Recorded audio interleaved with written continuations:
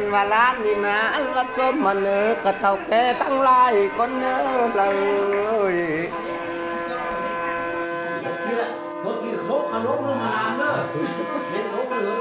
ล้านนี่ลำบ่เป็นแล้วสิกังเพื่อนมาได้เลยล้านนี่ลำบ่เป็นแล้วมาขนาดหาเพื่อนมาฮอดได้เลยแค่นได้มาฮอดแล้วก็จำต้องสิได้ลำแล้วลา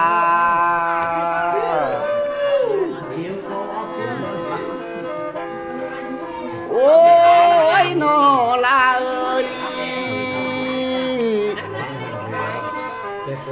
ล้านนี่ซบมาเนอกระเต่าแก่ไล่คนเอ้ยแค้นว่ามามือนี้บุญดีปีเมื่อนอแค้นแม่นหี12แค้นแม่นของ14เอาแล้วแค้นว่ามิดเดือนนี้เขาสิตามเดือนเจียงได้บ่ลาบ่ถูกเด้ดอกแบนเขานักนั่งควายเด้เนาะโอ้ยนอลาเอ้ย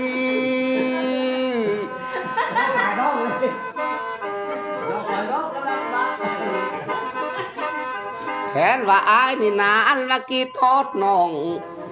ก็นอนเสือคือนอนน้ำได้เลยอายนี่นาคิดว่าคิดทอดนางเอ้ย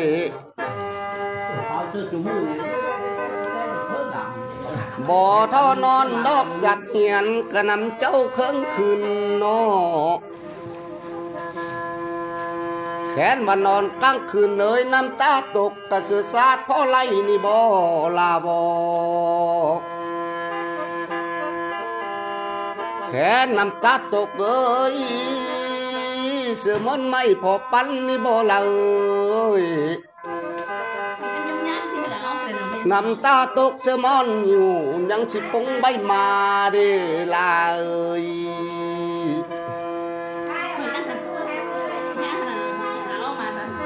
โอ้ยนอลาเอ้ยเขียนว่าเบ็ดบทนี้จะไปบทไหมคนเนื้อแทงเอ้ยอันละบทบ่ได้ก็ไล่นำส่งเมื่อก็เนื้อน้องเนื้อได้นำกินน้อยเท่าถูกแบนได้นำเท้าก็คือเขาเฉยตามากับเราบ่มีทุกข์ได้ชอบเข้ามาโอ้ยนอลาเอ้ยไอ้นี่คอยหาน้องไล่มือบ่มีเต้าแล้วเลย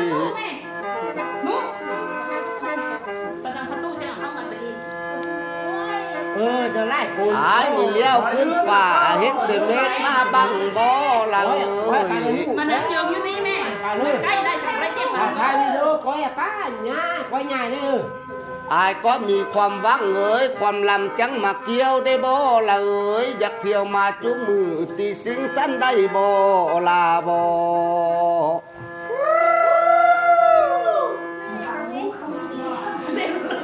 โอ้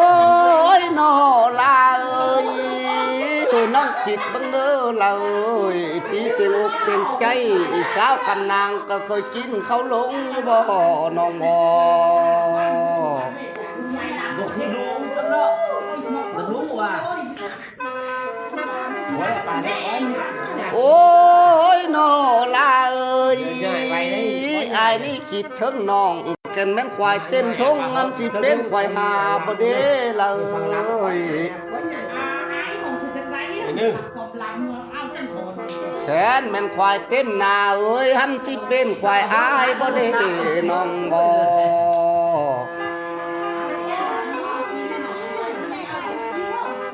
โอ้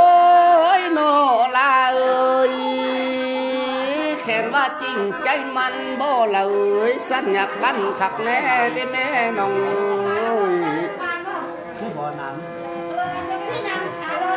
เอ้ยเป็นแม่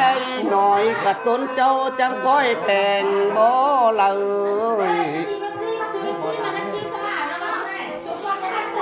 ทุกคนจะปอกมันต้องถึงจะแก้วดูเขาบอกโอ้ยน้องเอ้ยแค่ นน้องลองเหือได้อายเบอร์อึดเธอยากนี่แล้วอายนินนาสิมาทักนั่งใหม่เสียมต้มตั้งแหลงได้แพงเอ้ยอายบ่ได้เว้าว่าน้ำสาวพ้นซี่เอ้ยผลแคนเอ้ยอย่าเฝ้าปากเสียงแข็งแขนเจ้บ่มีแกงต้นแรงจังคอยซื้อเน้อน้องเน้อ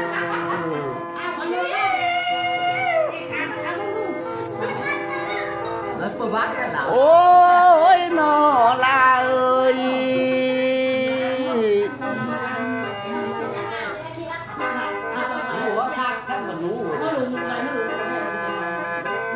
น้องไปกับอายได้แม่เมื่อไปติดไปหน้าได้บ่นอคุณงามเอ้ย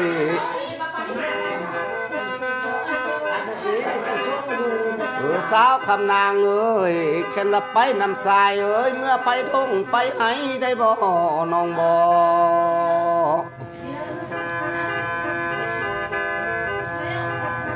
โอ้ยน้องเอ้ยเข็นว่าไปบ่ได้แต่น้องอุบนุกหน่วยกะติคนก้มนอนท้าใจได้บ่ได้ลา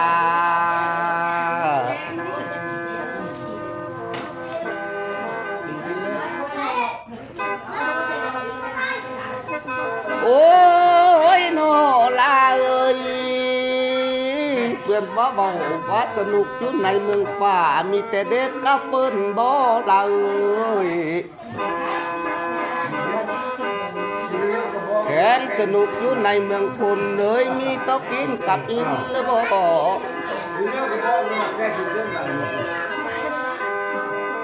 แขนกินไล่สิมันอ้วนแต่นอกฉันกินน้อยปัดจ้อยลงได้คนงามเอ้ย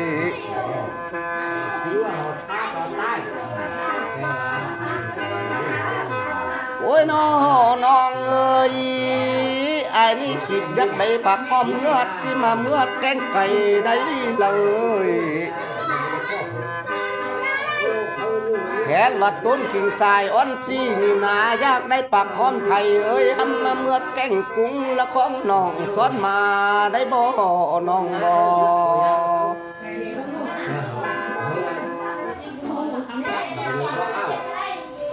chú bà chú mà chú bà ba chú đấy cô cái gì cô đấy người nhắc mà ní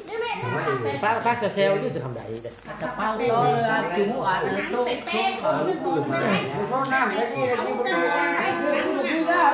โอ้ยน้อลาเอ้ยไอ้นี่คิดจะนอนร่วมมุงกระนำเจ้าท้องขึ้นได้บ่ดี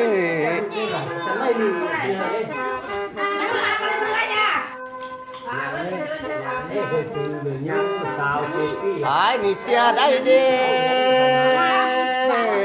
เจอกับการตั้งต้นหนองบ่เดียวบ่แพงเอ้ยตอนประกาศจุ้งแหวเอ้ยสาวคำนางบ่ทันได้แต่เต้านี่บ่ตอนผักกาดแก่แท้ๆกระต้นลานี่นะฉันมาต้นขิงอายใจสมสู้เท่าเด้น้องเด้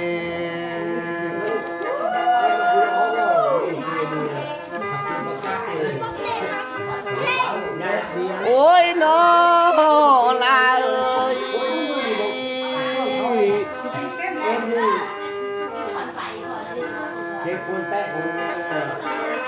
ไอ้นี่เชื่อได้เด้แค่ว่าเชื่อได้ติดบ้านไอ้ยังอยู่ใกล้ได้คนงามเอ้ยแอนวัดต้นกิ่งสายเอ้ยเชื่อได้ใจละเหือนเฮาอยู่ห่างน้อน้องน้อ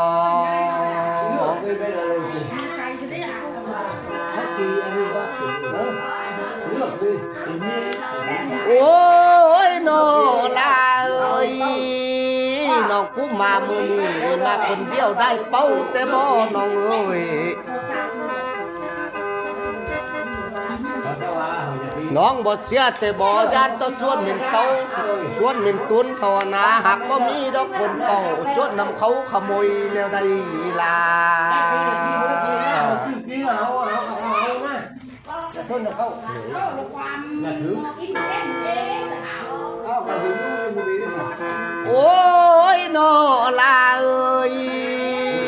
อาอยากถามเบิ่งน้อง นี่เป็นบุรียาก สาวหน่วยให้ก็ว่ามามื้อนี้สาวกุกดูก็ว่ามามื้อนี้คนดีคือว่างามแต่น้อ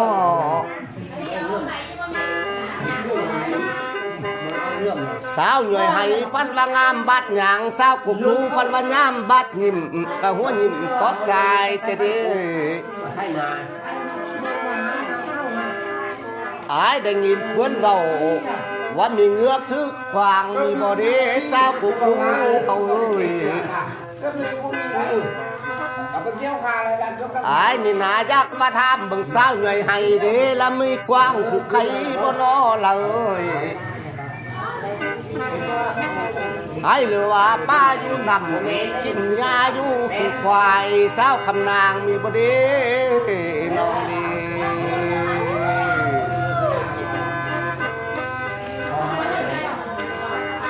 โอ้ยน้อลาเอ้ยไอ้นี่เสียใจแล้วน้อนางเอ้ยละไผห้อยมาตกไอ้เปิ้นบ่น้องบ่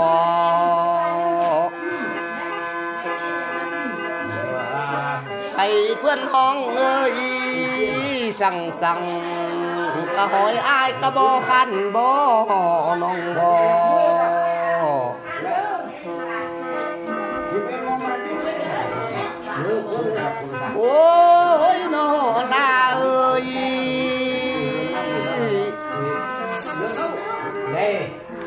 ที่นั่นเลยว่าบ่มี อายนี่มามื้อนี้ก็ชิบชีบุญส่วนแต่บ่ยันตะซ้ายของอ้วนทำบ่เป็นจังสันบ่น้ออายนี่ฟันขึ้นนี้ลายลางคือฟันตั้งแต่เดละเอ้ยฟันมาใส่ท้องมันสิเกิดเป็นนอนบ่น้องบ่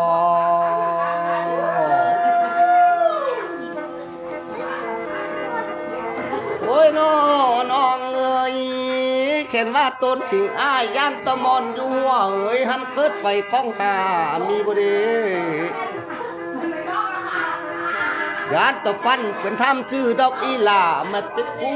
เฮียงซอนได้น้องเอ้ย ดูบ้านเอ้ยมันเป็นระบบได้เป็นงานในการระบบเรื่องนี้เนาะ โอ้ยน้อลาเอ้ยน้องอยากขึ้นไรเด้อลาเอ้ย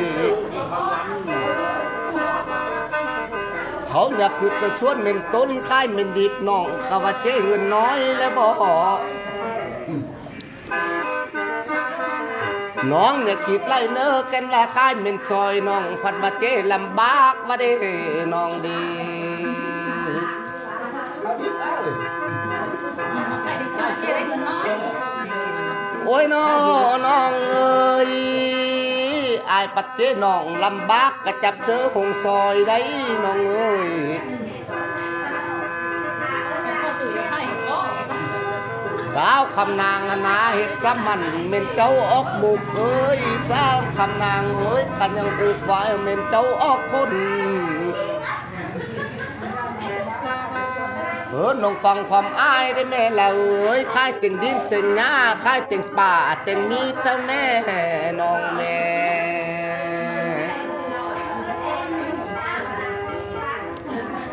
โอ้ยน้องเอ้ยน้องค่ายเต็งมากนิดหน่อยกับต้นเจ้าเคยฟันแม่แพงเอ้ยน้องค่ายเต็งดินปูจันเอ้ยและของน้องเคยปลูกนะแม่แขนว่าต้นกิ่งอ้ายนี่นาญาติตัวใต้นำหน้าหุกหน่อยกระติ้นสิ้นบอนเอาลมได้น้องเอ้ย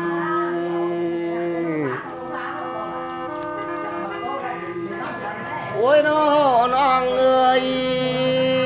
ญาติตัวใต้นำหน้าแข้งคมเอ้ยและของนางเคยซี่ว่าเด้ญาติตัวใส่อ่อนซีนี่นาห้ำชิตายนำลูกคนดีห้ำบ่มีเมียซ้อนนี่บ่น้องบ่